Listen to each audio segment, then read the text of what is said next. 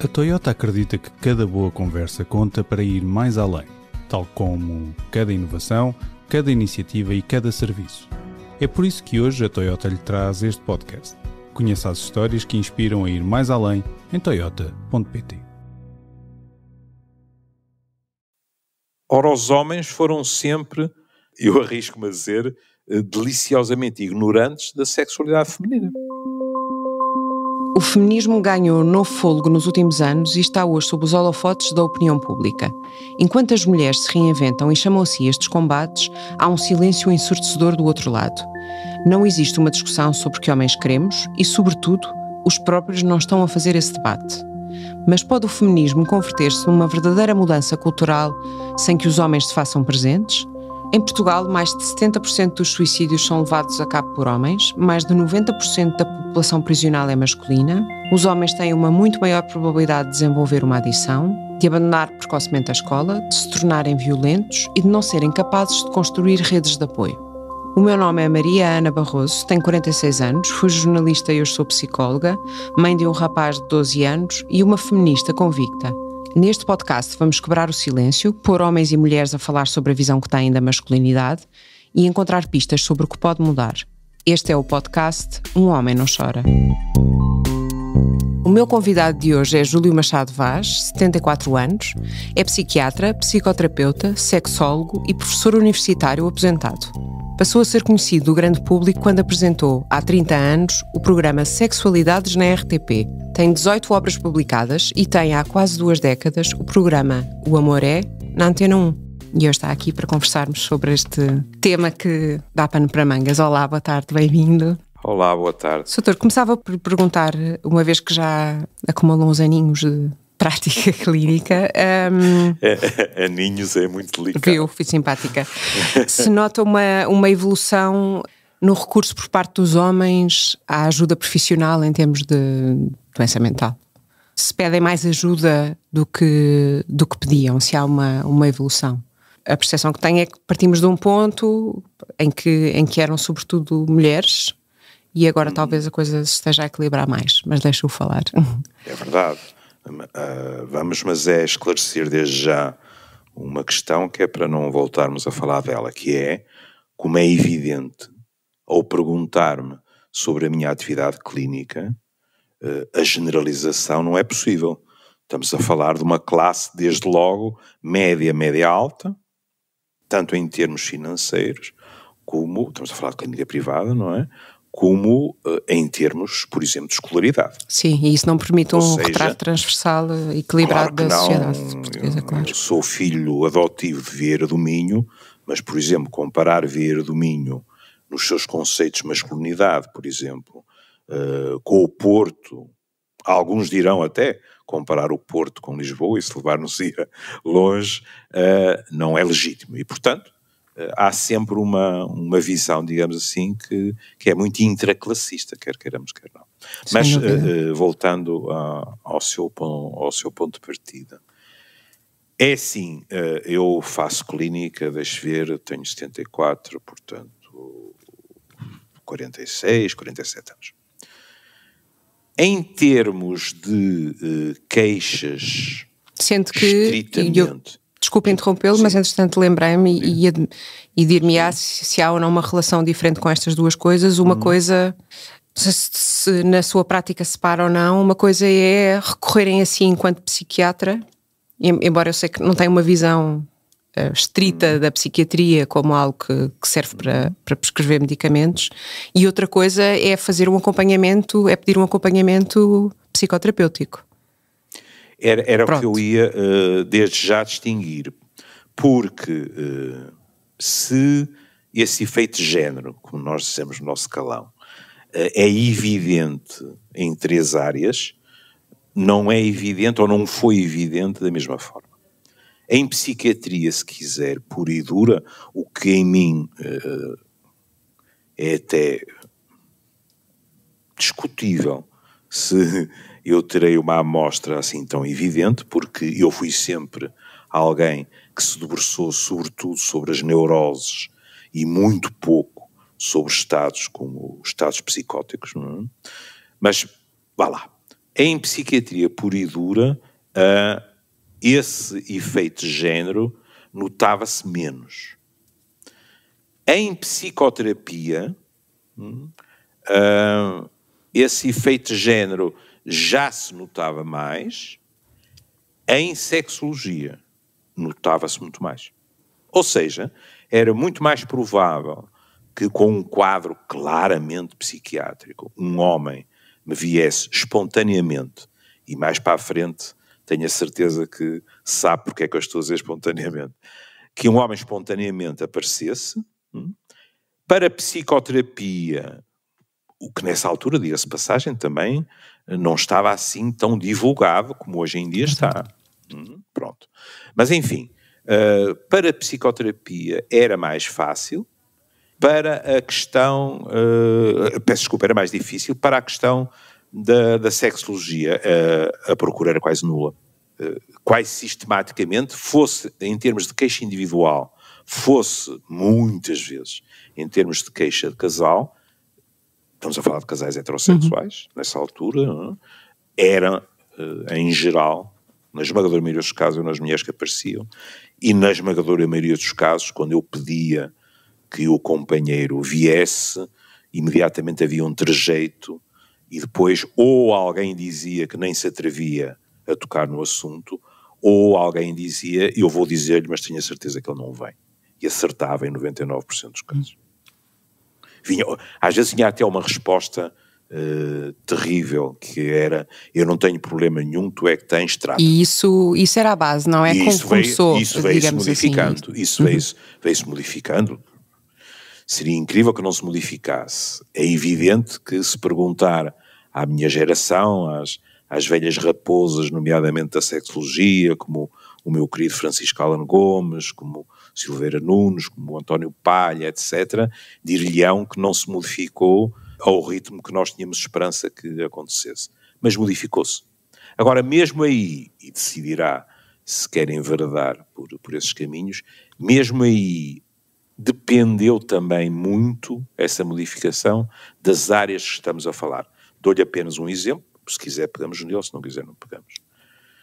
A expressão dos afetos nos homens, que foi sempre problemática, com todas as honrosas exceções que se calhar conhece e conheceu no passado, a expressão dos afetos nos homens conheceu um desenvolvimento gratificante e muito mais rápido na sua relação com os filhos, por exemplo, do que na sua relação, neste caso, com as suas companheiras e com os seus próprios companheiros em relações homossexuais. Foi diferente. E, evidentemente, isto trouxe benefícios para todas as partes envolvidas. Desde logo para as crianças, que deixaram de ter aqueles estereótipos. Exatamente. De a mãe cuida e o pai chega ao fim do dia e impõe a disciplina, é distante, parcimonioso, etc., não é? Para as mulheres é porcoso, não é? Porque sentiram-se muito mais apoiadas, desde as coisas mais prosaicas do cotidiano, como também por verificarem essa maior afetividade, e, guardei para o fim, para os próprios homens que estavam, não por razões neurológicas, mas por razões culturais, muito divorciados dos seus próprios afetos. E essa descoberta, o ser capaz de ir para a carpete brincar com a miudagem, foi uma enorme descoberta para muitos homens. Um bocadinho o não estar sempre em pose, no sentido, não é? Parece que mas sabe que quando a aculturação é muito forte, depois nós já nem sequer precisamos que as regras nos sejam impostas de fora. Sim, exato, sim. Porque passam a parecer, esta palavra é perigosíssima, naturais. Sim. E então estão interiorizadas e nós somos os nossos próprios polícias. Isso é a pior polícia que existe. Sim, há ali que é interior. Há ali uma compostura e um controle. Se o homem está convencido que ser homem de um modo natural é ser assim, sim, ele não tem sequer a noção do que está a perder. Sim. Sim, e é o que vê. É uma descoberta. É uma descoberta. Voltando à questão da psicoterapia, há uma evolução, sim, mas podemos falar numa coisa equilibrada entre géneros neste momento? É um bom ponto, sabe? Porque Na sociedade em que nós vivemos, uma sociedade que vive a um ritmo frenético e uma sociedade com uma tolerância muito baixa à frustração e a afetos desagradáveis, como a tristeza, a angústia, etc., há uma divisão, enfim, isto é artificial o que eu vou dizer, não é? Com todo o cinzento entre o preto e o branco. Mas há uma divisão clara que é, nós temos pessoas, tanto homens como mulheres, mais homens, que têm a nostalgia de que a pastilha vai resolver tudo. Já. Infelizmente não pode ser ontem. Mas pronto, já, hoje. E, portanto, isso resolve a questão. Não sentem nenhuma necessidade de estar a aprofundar, escavar, falar disto, aquilo, etc, etc. Não é? Há o outro grupo que, pelo contrário, com muita frequência entra no consultório e começa por dizer: eu não venho aqui à busca de pastilhas. Ok. Eu quero compreender coisas melhores, o que me está a acontecer. Não lhes escondo que algumas dessas pessoas já passaram por situações em que tomaram pastilhas e muitas, e não ficaram satisfeitas, digamos assim, com o resultado obtido. E perceberam que era preciso... Portanto, agora, cuidado. Em muitos destes casos, é necessário uma associação, medicação e psicoterapia de apoio, ou outros tipos de psicoterapia. Sim, até para que não é? Até para que a psicoterapia seja eficaz, talvez seja uma palavra, mas não é? Para estarem capazes de poder fazer esse exercício de introspeção, não é? Pessoas e de com determinados análise. níveis de ansiedade ou com depressões de determinada gravidade, em determinadas alturas, não estão capazes de ter um diálogo terapêutico como é desejado, é verdade.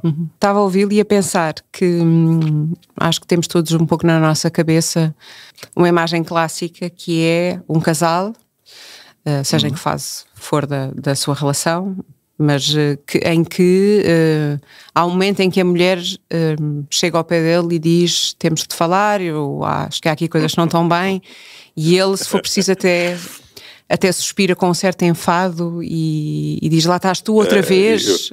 Eu estava-me a rir porque o temos de falar é uma frase famosa pelo horror que provoca nos homens. Verdade, por coisas mais drásticas. Mas mesmo nas mais pequenas, os homens em geral, quando ouvem temos que falar, ficam logo na defensiva. Exatamente.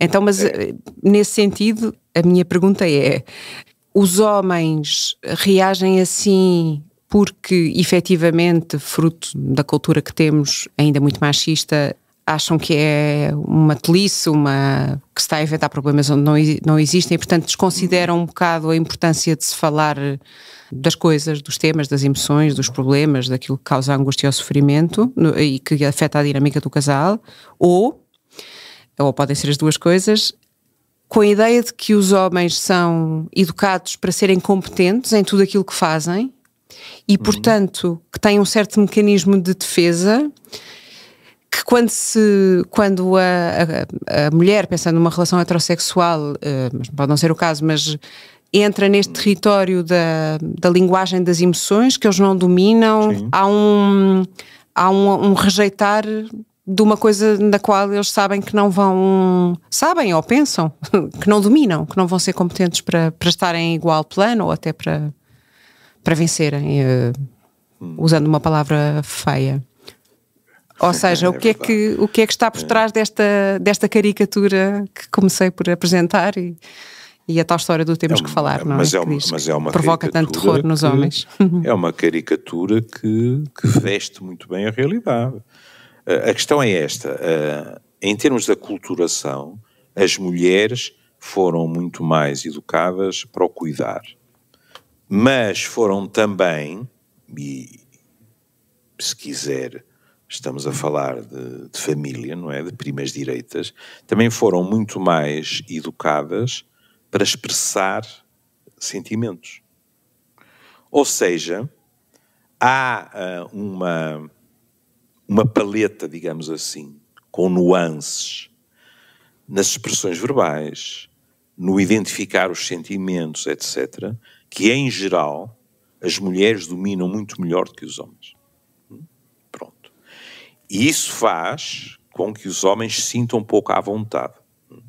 eu reparei que disse, bom, eu nem sequer estou a falar de coisas mais drásticas. Tem razão.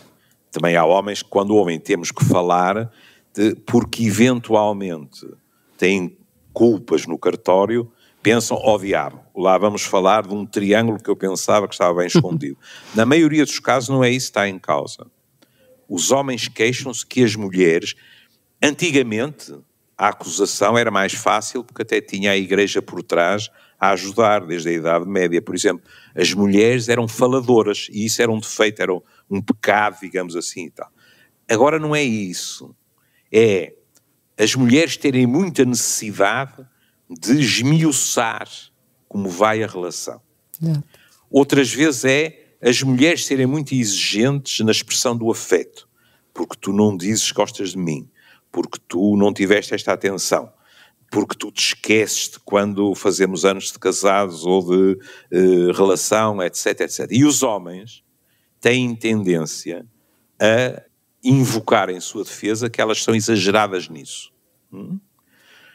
É claro que isto depois também tem muito a ver com o estádio em que está a relação, porque em geral, no princípio, na fase do encantamento, da sedução, etc., todos nós temos tendência, porque também ao contrário, quer dizer, se me permite um exemplo prosaico, na fase do encantamento, as mulheres também costumam ser muito mais capazes de tolerar cerveja e futebol do que 10 meses ou 10 anos depois. Exato. Não é? Mas, enfim, numa relação que correu bem, que se projetou no futuro, não é raro nós ouvirmos um diálogo deste género.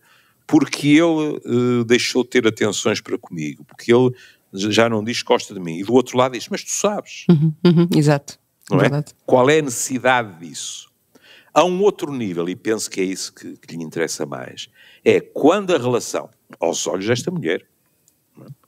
Quando a relação não está bem, as mulheres, em geral, têm muita necessidade de tentar perceber o que está a acontecer, de esmiuçar, e nem sequer, pelo menos de início, num registro acusatório, ou mesmo lamentoso. Mas os homens têm muita tendência para sentir de imediato que isso é um ataque, é uma queixa e uma acusação é um ataque e crispam-se. Exatamente. É claro que as coisas melhoraram muito, desde logo. Se não tivessem melhorado, nós não teríamos hoje, com muito mais facilidade, casais que vêm realmente falar da relação connosco, que são herdeiros daquelas mulheres que diziam nem pensar. Exatamente, portanto, sim, o que mostra uma abertura desde logo. É claro que aí, e é preciso dizê-lo, há também uma outra razão. É evidente que os homens evoluíram, mas também sofreram a influência do maior empoderamento das mulheres. Sei lá, eu posso ouvir um homem que me diz com a maior das lhanesas: eu estou aqui porque ela disse que ouvíamos falar com alguém ou então a relação terminava. Depois de um ultimato, agora podíamos dizer assim, mas ele podia ter dito então termina, não é? Não. É suficientemente importante para ele ir, mas espontaneamente ele não teria ido. Mas depois faz o caminho, ou na maioria dos casos fará. Depois é assim, é evidente que alguém que vem a pedido, sim, nunca é um bom permita-me a princípio. imagem, com uma pistola encostada à nuca, em geral, o início é um início de desconfiança. E se, o que aliás vale para os dois sexos, não é?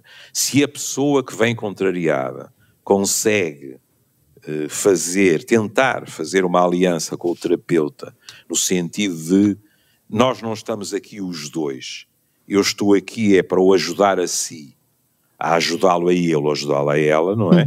Chama-lhe um figo, não é? Mas aí somos nós que temos a responsabilidade de explicar que não estamos a tratar, isto se calhar é importante dizê-lo, não estamos a tratar qualquer tipo de patologia individual num deles, estamos a tentar tratar a disfunção do casal. Porque isto às vezes também as pessoas precisam de o ouvir, porque com a discriminação que ainda há em relação à psiquiatria, à psicologia, etc., a pessoa explicar-lhe, ouça, mas se calhar nenhum de vocês justificaria uma consulta individualmente. A verdade é que as coisas não estão bem no casal. Então vamos tentar perceber o que é que está de errado, não é? E isto pode chegar para as pessoas ficarem mais tranquilas. Sim, sem ser... E menos defensivas. Sim, sem que se seja a apontar a culpa ou a responsabilidade a um dos elementos. Sim. A propósito desta questão profundamente cultural de que os homens não choram, que os homens têm que ser fortes, têm que ser os provedores, têm que ser quem resolve problemas. Lembrei-me de uma coisa de que falámos antes de começarmos a gravar e que tinha a ver com a reação, ou seja, porque estas coisas nunca podem ser vistas só de um lado, não é? Ou seja, esta ideia que temos deste estereótipo do homem, como há também em relação às mulheres, também se reflete na forma como as mulheres olham, mesmo que não conscientemente, para o homem, como romantizam, como fantasiam em relação à figura masculina e à que escolhem como parceiro. E creio que me contava uma história mais em concreto de uma situação em que uma mulher lhe contou que iam de viagem. Houve uma dificuldade. Sim, houve uma dificuldade, não exato. É? E aquele homem ficou ansioso. Sim. E o que é fascinante é que quem falou comigo foi essa mulher. Mulher essa, podia não acontecer, não é? Mas mulher essa envolvida ativamente na causa feminista e que provavelmente até por causa disso as campainhas ainda tocaram mais depressa. Porque ela aparece espantada consigo mesma. Eu arriscar-me a dizer desagradada, dizendo... E eu, quando o vi tão nervoso, tive um pensamento que não me agradou nada, que foi, este homem será um homem em que eu posso confiar para ter uma relação de 10, 15, 20 anos e, sendo uma pessoa culturalmente muito evoluída, rapidamente fez a ponte e disse, mas espera aí, mas eu estou a falar como alguém que está a precisar de um protetor e ter a certeza de que alguém segura as pontas, etc. O que não tem mal nenhum. Um dos segredos de uma boa relação é a sua maleabilidade. Ou seja, há alturas em que um de nós precisa que o outro esteja mais ao leme e se a relação é maleável e acontece também o contrário, magnífico. As relações em que os papéis são rígidos são muito mais frágeis. Porque assim que um sai do papel que inconscientemente lhe é atribuído, as coisas podem dar para torto, não é? E, portanto, essa mulher vinha quase para falar comigo daquilo que ela considerava uma incoerência. Quer dizer... Nela própria. Então, não, eu que defendo que os homens também têm o direito a ser sensíveis, etc., vejo um homem fraquejar numa coisa que nem sequer é demasiado grave e fica assustada. Pronto. Não é? Isto para explicar o quê? Que, aliás, já aflorou.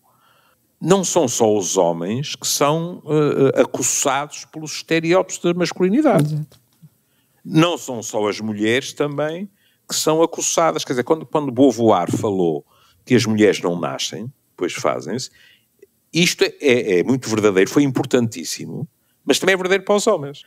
Das maneiras mais surpreendentes. Eu lembro-me de um amigo meu homossexual estar irritado porque tinha lido um livro sobre as questões do machismo e havia um trabalho em que tinham ido estudar em termos qualitativos, ou seja, por entrevistas, homossexuais. E tinham chegado à conclusão que os homossexuais também eram machistas. E ele estava triste e irritado porque dizia, a minha fantasia é que nós seríamos melhores que o macho alfa a esse nível. E, portanto, não tinha gostado. E eu disse-lhe, mas está bem, mas a aculturação foi, desculpa o termo, uma generalada para todos. Sim. Portanto, muitos deles também podiam estar a funcionar da mesma maneira. Ponto final. A competência é sua para falar sobre isto, mas a ideia que eu tenho é que mesmo nas relações homossexuais, por exemplo, no caso entre homens, também têm muitas vezes muito desta ideia da representação dessa personagem, do mais macho, mais viril, do mais... mas pronto, se calhar... Não, é um mundo... Pois.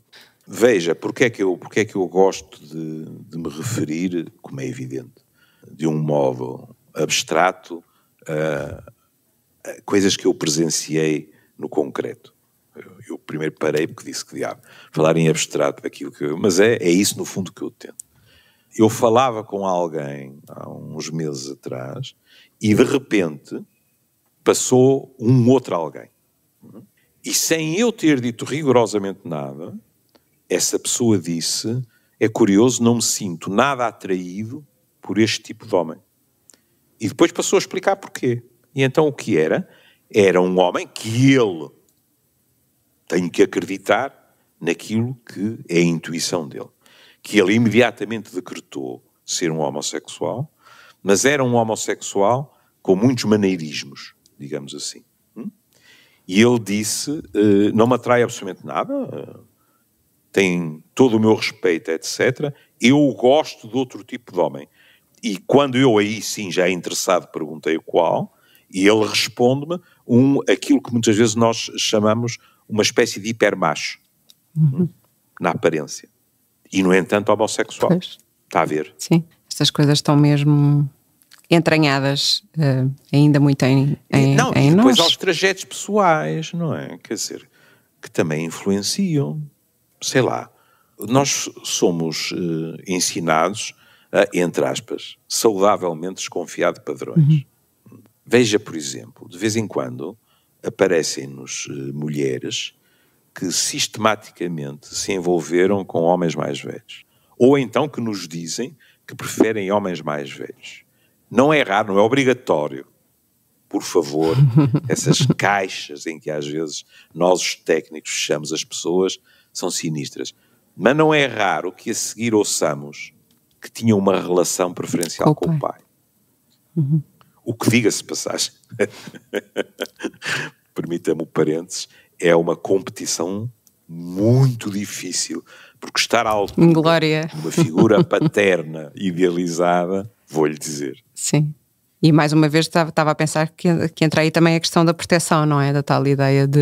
É verdade. Não é? Ainda mais exacerbada, porventura, da figura masculina enquanto elemento protetor. O que ainda por cima, se quiser, anda de braço dado com... Eu, por exemplo, nunca ouvi uma mulher afastar-se muito desta rota de navegação, que é as mulheres dizem que os homens são mais imaturos e, portanto, com muita frequência, sobretudo em idades jovens, dizem: eu acho pouca piada aos rapazes da minha idade, não é? Depois vêm aquelas acusações que são perfeitamente falsas e injustas, que nós só falamos de futebol e de automóveis. Mais um estereótipo. Injusto, não é? E, portanto, é natural que elas se sintam mais à vontade, não estou a falar de diferenças de 20 anos, mas às vezes são, mas com homens que elas consideram, digamos assim, mais maduros. Embora a biologia explique em determinadas fases da vida, não é? É verdade. Nomeadamente na adolescência e mesmo antes disso, há uma decalagem, uma diferença entre o amadurecimento de homens e mulheres. Há também aqui uma questão, diria, cultural, não é?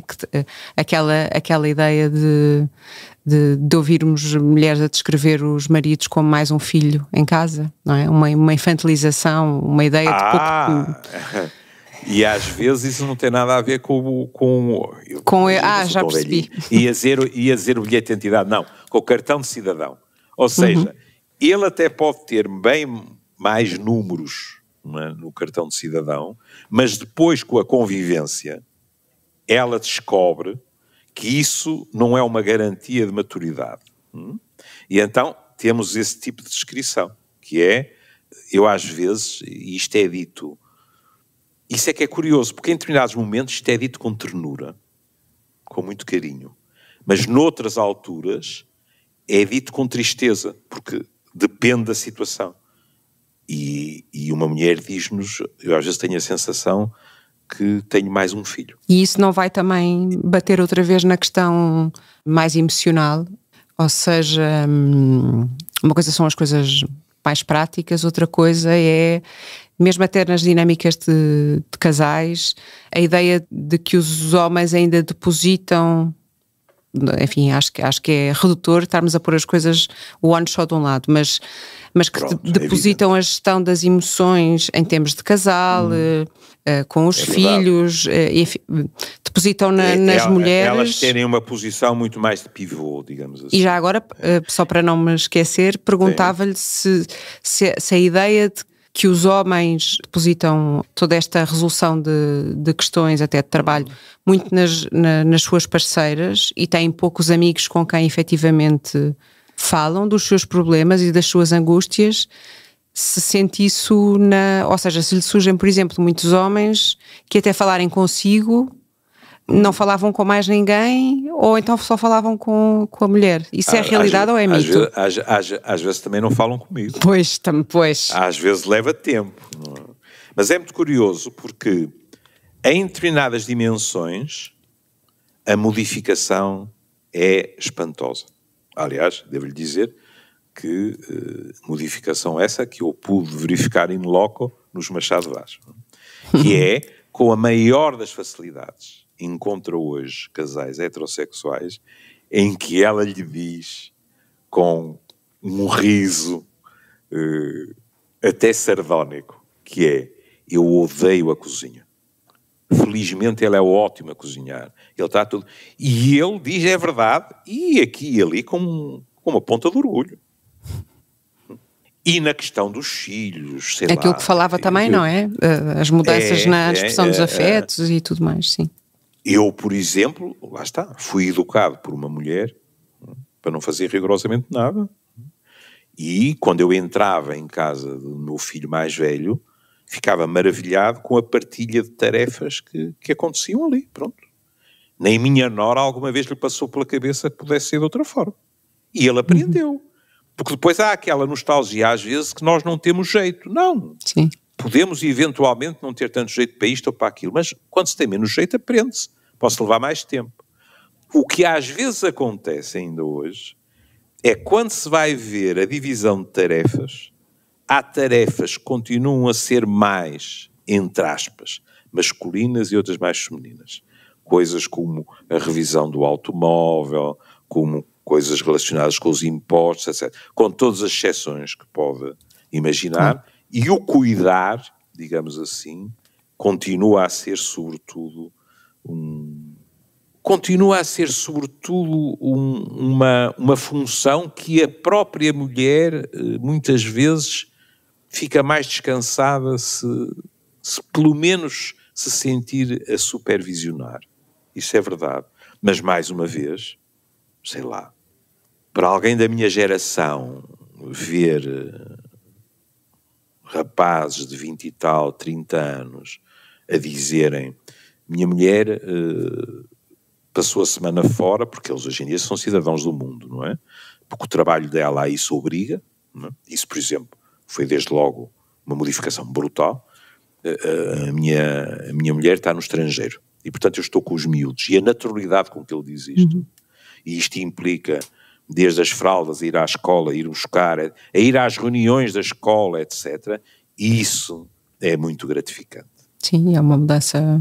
E até o prazer que se retira disso, é verdade. É uma descoberta de mundos novos foi uma que é benéfica também para os homens. Pegando precisamente nesta questão dos ganhos e das perdas e de eventualmente, muitas vezes a conversa que se faz a propósito do feminismo e do tanto que ainda há para fazer e que tem sido feito, no sentido de uma maior igualdade e de corrigir questões mais complicadas relacionadas com agressões, abusos, enfim, não vamos agora entrar por aí, mas o sentido da conversa é muitas vezes, porque de facto as discrepâncias eram muito grandes e ainda são muito grandes em muitos sítios no mundo, era sempre no sentido de as mulheres ganharem direitos, ganharem, não é, uma proteção, não estarem sujeitas a um conjunto de coisas. Mas eu pergunto, e com isto faço... Permita-me aí um parênteses, não é? Pronto, melancólico.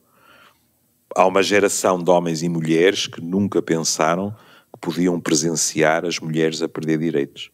E, no entanto, neste momento, por exemplo, nos Estados Unidos, as mulheres estão a perder direitos que nós pensávamos que eram completamente adquiridos.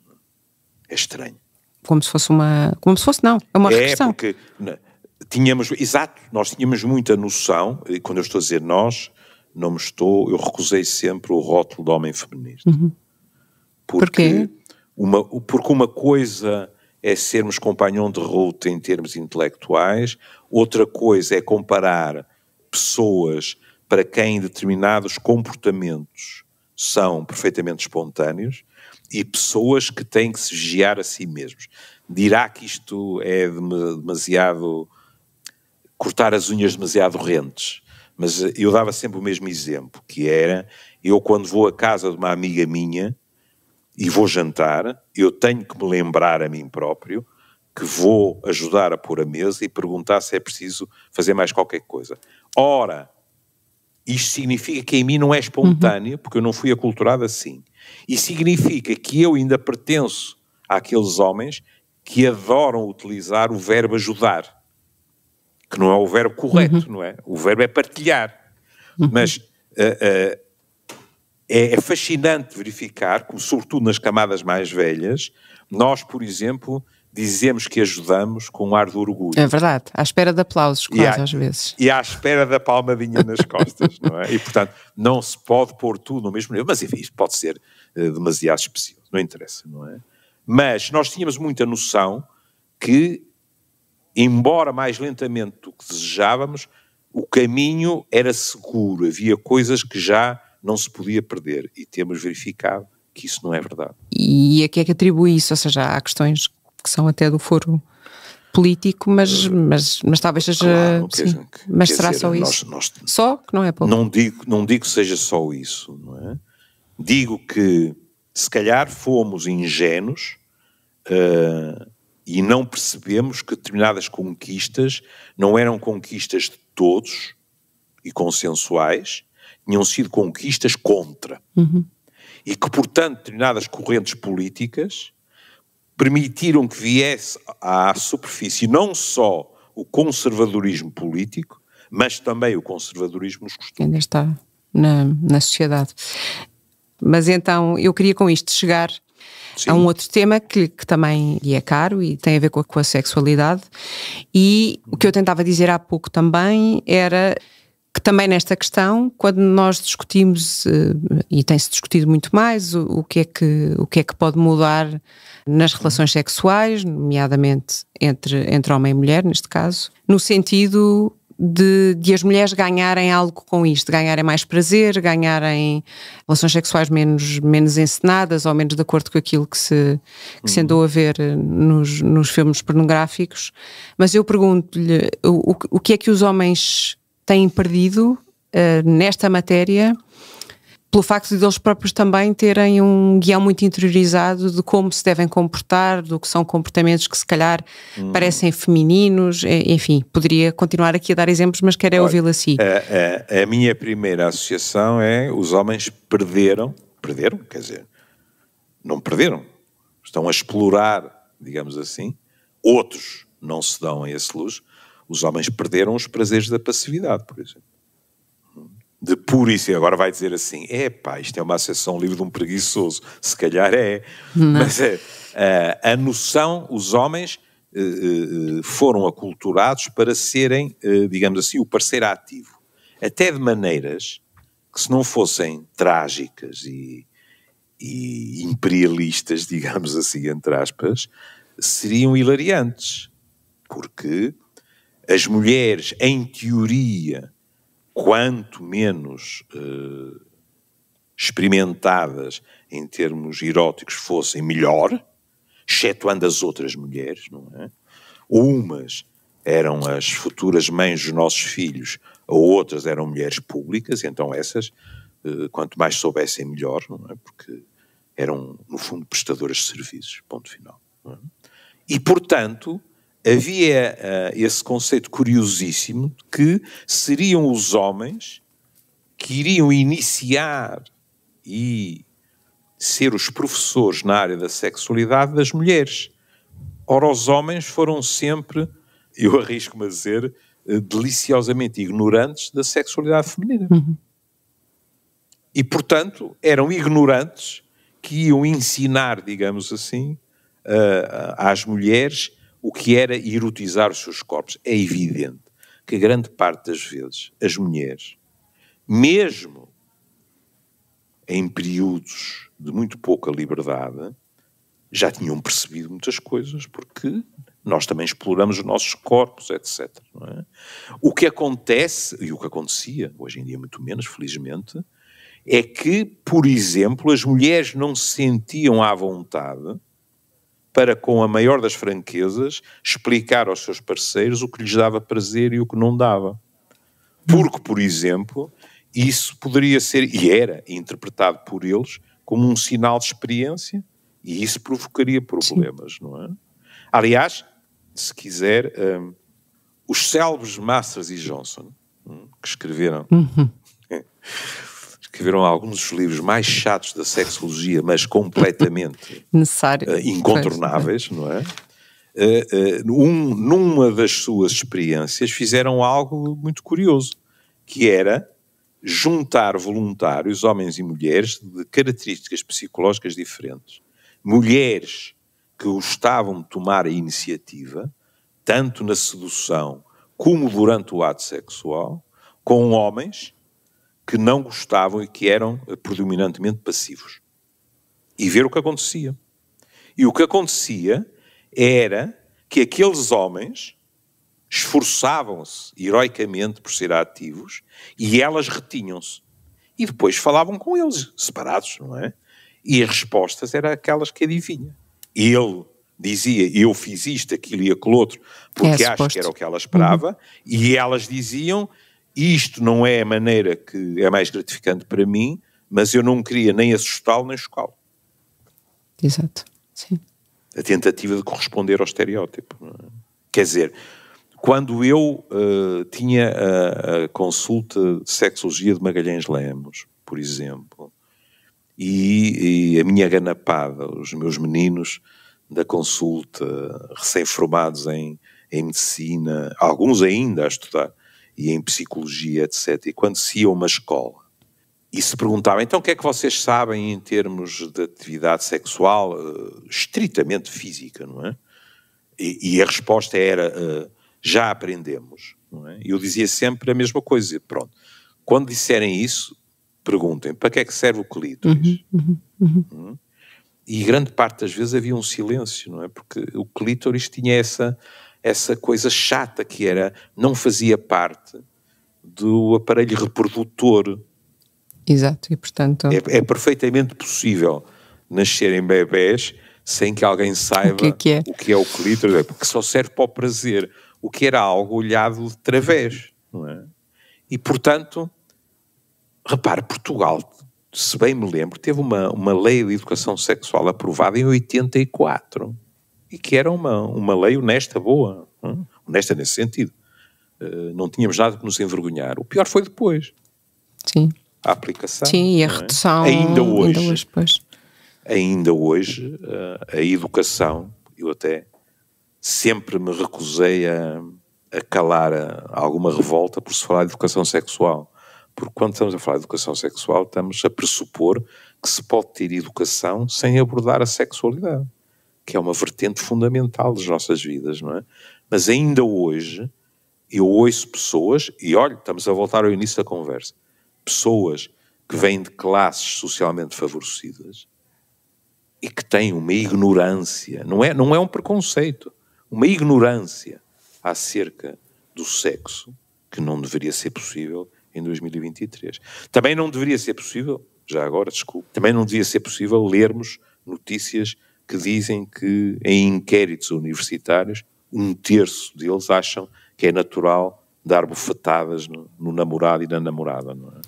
Isto não pronuncia nada de bom para o futuro. Ou então, como vi em alguns estudos recentes, por exemplo, nos Estados Unidos e no Reino Unido, a ideia de muitos jovens, rapazes e raparigas, que continuam a achar que uma rapariga que tenha muitos namorados ou que esteja com muitos homens, enfim, é alvo de nomes que não vamos aqui qualificar. Não precisamos utilizar o nome, é alvo de julgamento moral. Exatamente. Enquanto o rapaz, provavelmente, não vou dizer que é tratado como um campeão olímpico, mas pode aspirar a ser o melhor da rua dele. Aliás, e porque abordou há pouco tangencialmente a questão, neste momento, os meus colegas, porque eu hoje em dia estou muito mais na antropologia médica do que na sexologia, mas há uma preocupação geral, os trabalhos que eu li eram espanhóis e americanos, com a questão da pornografia. Porque cada vez mais os mais jovens acedem a tudo no mundo da pornografia, na sua sala de estar, calmamente, no seu telemóvel, e como a pornografia mantém, em 99% dos casos, os estereótipos, a objetificação da mulher é um resultado assaz provável. Exatamente. Estamos em 2024. Queria só, um bocadinho para fecharmos a nossa conversa, entrar um bocadinho mais na pessoa e menos no profissional. E tem-me ocorrido ao longo da conversa, como é que será, e de que forma é que isso pode eventualmente ter evoluído, compatibilizar aquilo que é o Dr. Júlio Machado Vaz, profissional, psiquiatra, psicoterapeuta, sexólogo, professor universitário, com a sua forma de estar na vida, ou seja, entre aquilo que é a teoria e o que sabe. Por exemplo, podemos falar em relação à expressão das emoções, a uma ideia de masculinidade menos clássica, ou como era praticada porventura pelo seu pai, pelo seu avô. De que forma é que isso mudou, ou se ao longo do tempo foi encontrando em si mesmo contradições entre aquilo que pregava e aquilo que pratica? Pregar. É forte. Sobretudo, é forte, sobretudo, sabe porquê? Porque eu acho que estamos numa altura em que o que não faltam são pregadores. Verdade. Não é? Porque muitos dos influencers, etc., são pregadores de uma outra forma, com públicos como eu nunca tive na vida.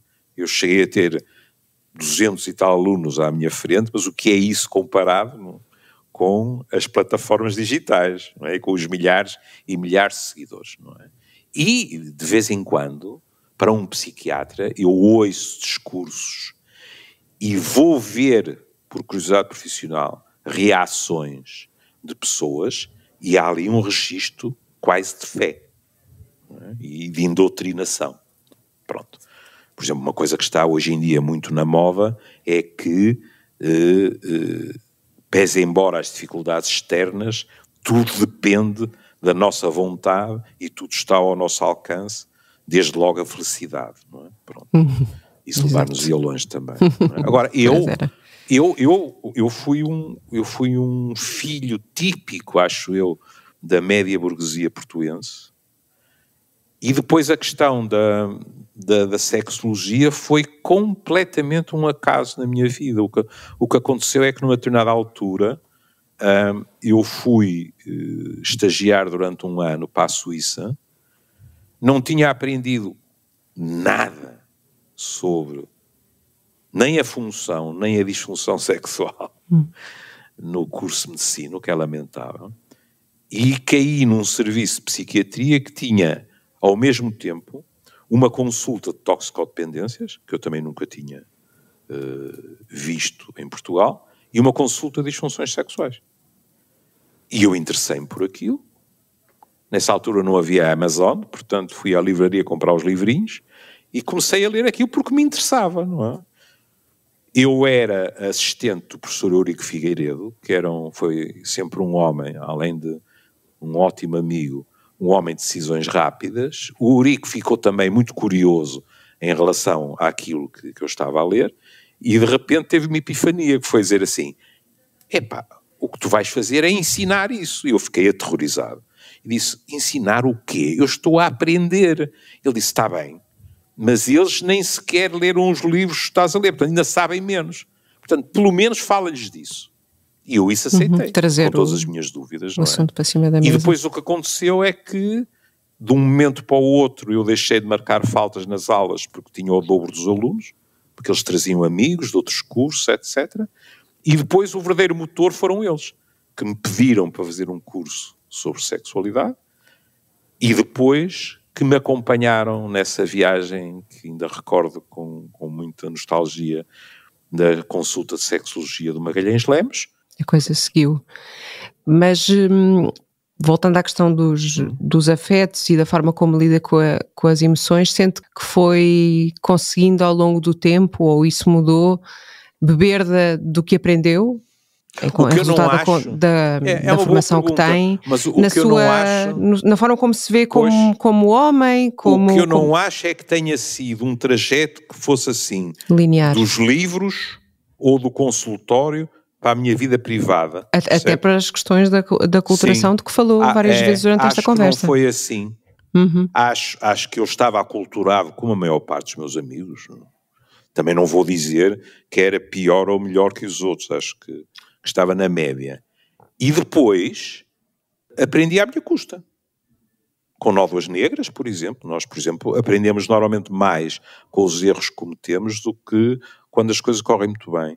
E, portanto, o que aconteceu é que na minha própria vida afetiva, olhando pelo retrovisor, como diz um dos meus filhos, houve situações que correram mal porque eu não estava preparado para lidar com elas, porque tinha ainda estereótipos muito enraizados. E depois é assim, isso significa que às vezes nós podemos estar, ou iniciar pelo menos, determinadas relações que falham e que se tivessem sido iniciadas 10 anos mais tarde, provavelmente teriam mais probabilidade de ter funcionado melhor. Porquê? Porque eu tinha mais experiência de vida, porque eu estava mais pacificado comigo mesmo em termos do meu narcisismo, das minhas dúvidas acerca da minha masculinidade, de todas essas coisas. No fundo, estando mais seguro de mim próprio, provavelmente haveria mais probabilidades de as coisas que se me deparavam serem encaradas de uma forma mais pacífica, em vez de, às vezes, nós, através de uma racionalização, fugirmos, digamos assim, nem sequer é ao conflito, é ao receio de falhar, e aqui não estou a falar em termos sexuais, estou a falar em termos globais, não é? Claro. De nós decretarmos, não, esta relação não tem futuro, cedo demais, porque essa é outra característica da nossa sociedade, é com a intolerância à frustração, as pessoas às vezes esquecem-se, ou nunca aprenderam, que construir uma relação dá muito trabalho. E eu compreendo que isto não seja pacífico, porque eu também ainda fui educado com aquela história do pão, amor e uma cabana, e quando se gosta, vence todas as dificuldades e tal. Não. Uma coisa muito idealizada, não é? Duas pessoas manterem-se juntos dá uma enorme trabalheira, mesmo gostando muito uma da outra. Até porque podem crescer em direções diferentes, por exemplo. Sim. E é não somos, ainda bem que não somos sempre iguais a vida toda, não é? Exatamente. Na forma como educou os seus filhos e como olha agora, sendo que agora não tem essa função, tem a função mais de estragar, não é? Que é uma função indispensável, dentro de determinados limites. Dentro dos não limites, metem sarilhos, não é que os pais não metem sarilhos. Transgressão. A pequena transgressão. Mas nota uma diferença na forma como educou os seus filhos lá atrás, no que é isto de ser homem, e agora como é que lida com os seus netos, até porque, enfim, sempre foi uma casa de rapazes, não é? 2 filhos, 2 netos. Foi, não é? Bom, quer dizer, a situação... Não sei se isto for um exercício consciente. Não, e desde logo é bom não ser consciente, não é? Mas a situação é muito mais confortável, porque é assim, com meus filhos, e ainda por cima, sendo eu divorciado, e isso pesa sempre, porque cada vez menos, não é? Mas eu ainda me lembro quando um dos meus filhos chegou a casa e disse: este ano na minha turma já somos mais filhos de pais divorciados do que não é? Sim. E eu pensei, porque antes tu notavas isso, e portanto há em nós aquela noção, será que o meu divórcio, para além de tudo o que teve de falhar um projeto, que não é agradável, não é? Estará a ter consequências nefastas para os miúdos, que é uma coisa que nos horroriza a todos, não é? Pronto. Mas com os rapazes, aquilo que eu me preocupei foi sempre, presumo que tenha conseguido, pelo menos em parte, que os canais estivessem muito abertos. E não só na área da sexualidade. Não é? E, portanto, acho que tive sempre uma relação muito franca com os meus filhos. Nenhum deles é igual ao outro, não é? Eu tenho o meu feitio também e, portanto, que é uma coisa que às vezes aterroriza as pessoas que chegam ao consultório e quando se fala dos filhos dizem, eu gosto tanto de um como do outro, eu gosto igual de todos. Não é verdade, porque os feitios são diferentes e, portanto, à segunda-feira podemos estar melhor com um do que com o outro. Isso não significa que gostemos menos, não é? Com os meus netos é muito engraçado, porque tendo os meus netos já há 22 e 20 anos, sim, já são adultos. Salientar isso, não é? Sim. Os meus netos, por exemplo, ambos me tratam por Julinho. Quando nós acabarmos a nossa conversa, um dos meus netos vai-me dar o prazer de vir almoçar comigo e a relação é uma relação muito mais descontraída da parte deles do que era a dos meus filhos, mesmo, como lhe disse, achando eu que a nossa relação era uma relação aberta, não é? Mas esta nova geração funciona de outro modo. E eu tenho 74 e, portanto, é muito curioso porque eles funcionam em 2 registros, que é, eles sabem que eu sou o patriarca e que isso significa que se a vida correr de acordo com os trâmites normais, quem irá primeiro para a árvore de cantelães serei eu. E, portanto, eles são protetores. Lembro-me, inclusivamente, um deles passar por aquela fase, felizmente não levou esse projeto avante, que acho que não era uma boa ideia, de dizer, eu vou para médico que é para tu não morreres. Eu trato e tal, não é? E, portanto, há aí, digamos assim, uma função quase protetora deles, digamos assim, para o avô. Em relação a si. Quando há sacudidelas na vida deles, eu isso também fico muito grato. Não vou dizer satisfeito, porque era indecente haver sacudidelas eu ficar satisfeito, mas fico grato por eles me telefonarem e dizerem, Julinho, posso passar por aí? E então às vezes eles vêm falar dos inevitáveis tropeços, não é? E com uma intimidade diferente e vulnerabilidade diferente do, sei lá, se comparar com a sua relação com o seu pai. Ui, eu não tenho a menor dúvida, não tenho a menor dúvida que meu pai gostava muito de mim, mas toda a minha intimidade foi discutida com a minha mãe, sendo eu um rapaz, foi discutida com a minha mãe, não com o meu pai. Havia uma parcimónia nos afetos, que era uma coisa extraordinária, que aliás, como é muito habitual, foi completamente torpedeada pelos meus filhos. Porque os meus filhos, como não respeitavam a distância que ele punha, que era uma distância psicológica, eu lembro que divertia-me a assustar meu pai, quando, por exemplo, e está a ver, eu já tinha idade para beber vinho nessa altura, e estávamos à mesa e havia um vinho qualquer novo, e eu dizia, pai, deixa-me provar, e meu pai pegava no copo, meu pai ainda por cima era professor de bacteriologia, e dizia, meu filho, uma coisa dessas não se faz, etc, não é?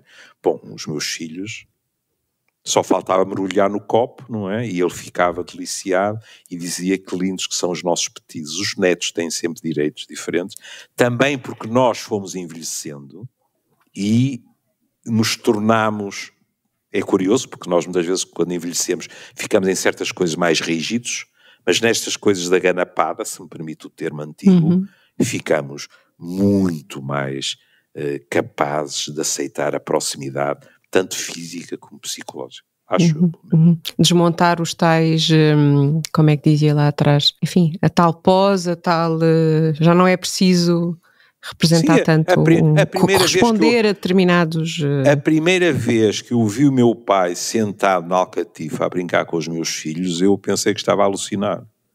Isso não é possível. Com os meus filhos era, porque eles iam buscá-lo. Diziam, avô, anda. Eu jamais faria isso, porque sabia que para ele isso era complicado. Percebe? Quando eu me doutorei, quer ver um exemplo? Quando eu me doutorei e as provas acabaram, e eu cheguei cá fora, e minha mãe abraçou-se a mim e beijou-me, estava muito comovida. Meu pai veio ter comigo e tinha os olhos marejados de lágrimas e fez-me o maior elogio que se podia fazer, mas não se abraçou a mim. Meu pai virou-se para mim e disse, o avô presidente, ou seja, o Deus da família, Bernardino Machado, o avô presidente teria ficado orgulhoso de si. Virou costas e foi embora. E foi-se embora. É impressionante. Bom, muito obrigada. Nada. Por ter tirado parte do seu tempo para conversarmos. E até ao próximo episódio. Obrigada. Este episódio foi editado por Inês Rocha, com música de Ana Marques Maia e coordenação de Patrícia Jesus.